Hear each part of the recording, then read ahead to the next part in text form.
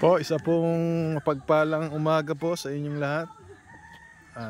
Narito po tayo ngayon sa Batangas.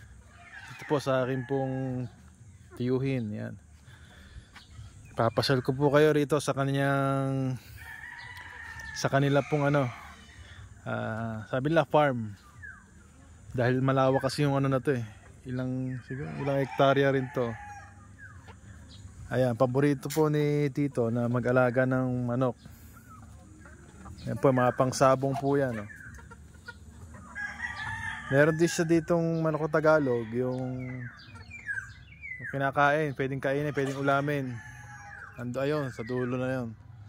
Pero dito, mga pangsabong niya, ayan. Mga tinali. Yung iba raw dyan marami ng panalo eh. Yung iba naman sadyang natalo. Ayan.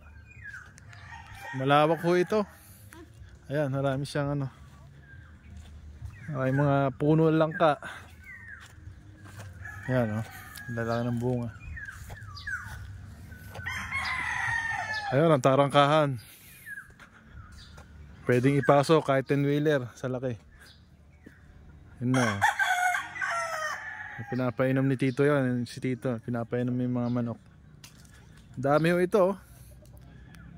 Ay, kung bibilahin siguro yung kanyang mga manok na tinali dito baka nasa 200 o kulang-kulang 200. Meron pa dun sa kabila dun Ayan.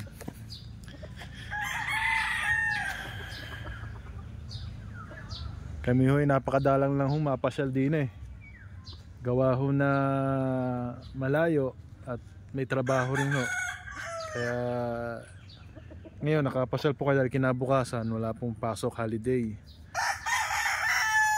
So nagaya po si Tita May dito. At awa naman po ng Diyos kami nakarating. Ating po ng maayos. Maaraw ngayon dito. Pero may mga maitim na ulap. Pwedeng umulan mamaya, pwedeng ngayon. Pero sa ngayon maano po yung niya. Ayan, maaraw, kita nyo naman pa maaraw siya. So, puro manok. Nakapaikot to ang manok din matinali. Ayan, ari iba-ibang klase ho yan. Hindi ko alam yung mga tawag kasi hindi ako gano'ng maalam sa mga manok na panabong. Pero may orange, meron yung puti yung palong. Doon sa may kabila ron. Meron pa ron. Lawak tong yung bahay nila doon sa kabila.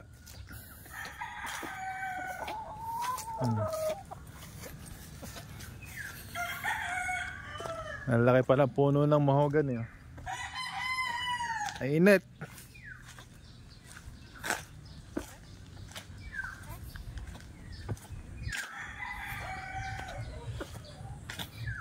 Ayun, si Tito andun. May sasabi ko sa inyo, may manok pa rin huli sa likod. Iba yung manok doon. Mayroon pa dito. Ito paalaga lang.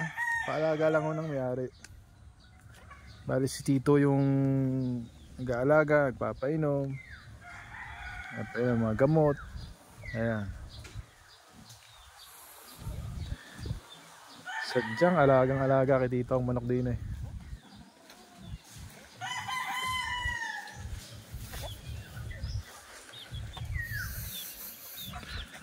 Ayan ay kahit saan ka pumwesto may manok. Ayun, may manok din. Ano nga to? Farm. Chicken farm. Chicken farm.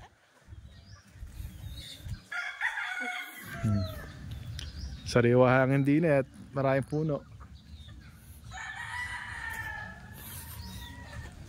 Ate, may picture tayo dito, yung may puno na. Yung may kubo pa rito nun Dito yung kubo, wala, nasira na.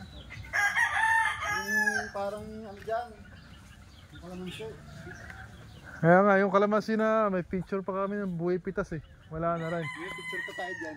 Parang yung batang babae. Ayun, dalaga na ngayon nyo, si Bebem. Malaki na.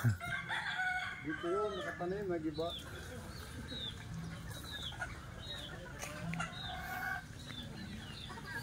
Nakapagod yung magmanok. Oo, yung dami pa naman na yun. Pag pinagayaan ako naman, papayat. Dapat yung nagpapatulong ka na rin sa dalawang bata.